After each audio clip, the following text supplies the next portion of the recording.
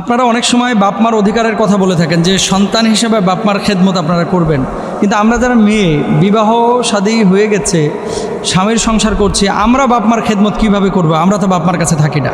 Very very important একটা প্রশ্ন। মা বোনেরা, বিশেষ করে মেয়েরা যখন স্বামীর সংসারে চলে যায়, স্বামীর সংসারে যাওয়ার পরে বাপমার খেদমত করার কোনো ওয়ে বা কোনো সুযোগ আছে কি না, খুবই ইম্পর্টেন্ট একটা বিষয়।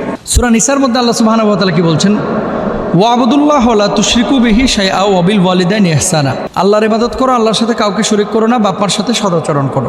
2 নম্বর সূরা ইসরার 23 নম্বর আয়াতের মধ্যে আল্লাহ তাআলা কি বলছেন? ওয়া ক্বাদা রাব্বুকা আল্লা তা'বুদু ইল্লা ইয়্যাহু ওয়া বিল ওয়ালিদাইনি ইহসানা। যে বাপমার সঙ্গে ভালো আচরণ করো, আল্লাহ ছাড়া অন্য কারো ইবাদত বন্দেগী করো না, আল্লাহ সুবহানাহু ওয়া তাআলা এখানে বলেছেন। আচ্ছা, তাহলে আমরা ইবাদত করব আল্লাহর, আর খেদমত করব বাপমার। মুরব্বী যারা আছে তাদেরকেও সম্মান ইজ্জত করব। সূরা ইসরার মধ্যে আল্লাহ তাআলা এটা বলেছেন। এরপর আসেন সূরা বাকারার 215 নম্বর আয়াতে আল্লাহ তাআলা কি বলছেন?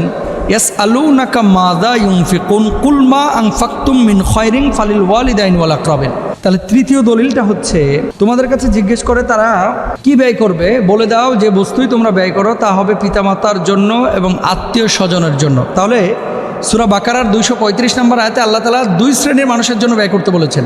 1 নম্বর হচ্ছে নিজের পিতামাতার জন্য, 2 নম্বর হচ্ছে আত্মীয় স্বজনের জন্য, মানে আপনার সন্তান সন্ততি, আপনার স্ত্রী পরিজন যারা আছে, নিকট আত্মীয়, দূরবর্তী আত্মীয়।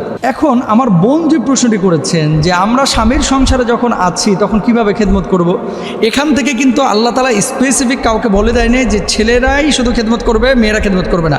তার মানে মেয়েরাও খেদমত করবে। এখন বলবে স্বামীর সংসার থেকে কিভাবে খেদমত করব। 1 নম্বর আপনাকে বলবো, নিজের বাপ মা যদি জীবিত থাকে আপনি তার সাথে সদাচরণ তো করতে পারেন। বাপমার ভরণ পোষণের দায়িত্ব আপনার ভাই নিয়েছে, আপনার ওপরে না। কিন্তু আপনি আপনার বাপমার সাথে কতটুকু সৌজন্যমূলক আচরণ করছেন, বাড়িতে যখন আসছেন কতটুকু খেদমত করতেছেন, রাত্রিবেলায় ফোন দিয়ে আব্বু আম্মুর সাথে একটু কথা বলছেন কিনা। অনেক সময় দেখা যায় অনেক মেয়েরা ওই স্বামীর সংসারে ব্যস্ততার কারণে বুড়া বাপমার 7 দিনে একবার ফোন দেয়। কেন? আচ্ছা, সব বউরা কিন্তু ফকির মিসকিন না।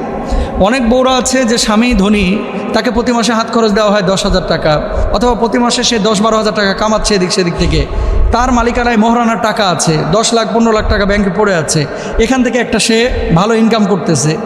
এই টাকাগুলো থেকে বাপ মাকে আপনি অ্যাটলিস্ট, আপনার ভাই যদিও ভরণ পোষণ দিচ্ছে, আপনি 2,000 টাকা তো শেয়ার করতে পারেন। আচ্ছা, টাকা আপনার নাই, একদিন ভালো খাবার রান্না করে বাপমার বাসায় পৌঁছাইতে পারেন। আচ্ছা, ভালো খাবার আপনি দিতে পারতেছেন না, বাপমার সাথে হাসি মুখে কথা বলতে পারেন, সেটাও আপনি পারছেন না। আপনার সন্তান সন্ততিকে বাপমার সাথে একটু নিয়ে গিয়ে দেখে, পৃথিবীতে এমন কোনো নানা নাই, এমন কোনো নানি নাই যে নাতিদেরকে দেখে খুশি হয় না। যদি থাকে জানতে হবে তার তাসসিরা। নানা নাতিদেরকে দেখে বিরক্ত হয় এরকম খুব কমই আছে, পাগল ছাড়া এরকম থাকে না। তা আপনি আপনার ছেলে মেয়েদেরকে নিয়ে যায় একটু নানাদের সাথে সাক্ষাৎ করান, এই যে সৌজন্যতা, সদাচরণ, এটা তো আপনি করতে পারেন। 1 নম্বরে আপনি এটা করবেন ইনশাআল্লাহ তাআলা।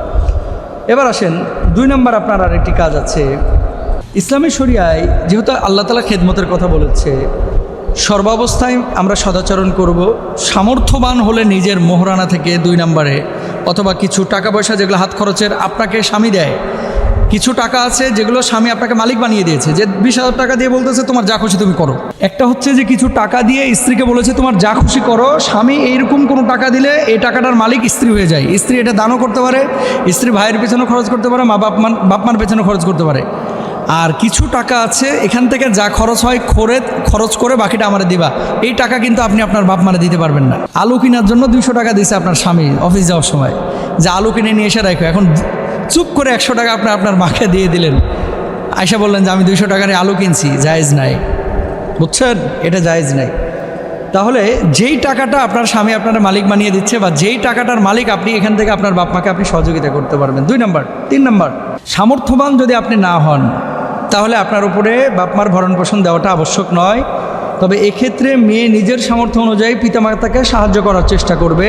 এক্ষেত্রে মেয়ের ঘরোয়া পরিবেশে শিক্ষকতা করে, বা কোনো হস্তশিল্প, বা কোনো হাঁস মুরগি পালন করে, বা নিজে উপার্জন করে যে টাকা পয়সাগুলো আছে এগুলো দিয়ে সাহায্য সহযোগিতা করার চেষ্টা করবে। 3 নম্বর হচ্ছে, সন্তান হিসেবে মেয়ে তার বাবা মাকে জাকাত সাদাকা দিতে পারবে না, তবে নিজ স্বামীকে মহব্বতের সঙ্গে শ্বশুর শাশুড়ির খেদমত করার প্রতি উদ্বুদ্ধ করতে পারে। কেমন? আপনাকে বলি, নিজের বাপ মাকে তো জাকাত দেওয়া জায়েজ নাই, কিন্তু একজন স্বামী সে যদি শ্বশুরকে জাকাত দিতে চায় দিতে পারবে। এই মাসালাটা হয়তো অনেকে জানেন না। আপনি 2 লক্ষ টাকা জাকাত দিচ্ছেন, তো আপনি জানেন যে এখানে শ্বশুর শাশুড়ি একেবারে গরিব, নিঃস্ব, সে 2 লক্ষ টাকা থেকে আপনি 1 লক্ষ টাকা আপনার শ্বশুর শাশুড়িকে দিয়ে দেন, এটা জায়েজ। তাহলে এই সমস্ত ওয়ে বা পদ্ধতি অবলম্বন করে আমরা আমাদের বোনদেরকে বলতে পারি যে তুমি তোমার বাপমার খেদমত করতে পারো। বাপমার খেদমত অনেক বড় দামি জিনিস, বাপমার দোয়া বড় দামি।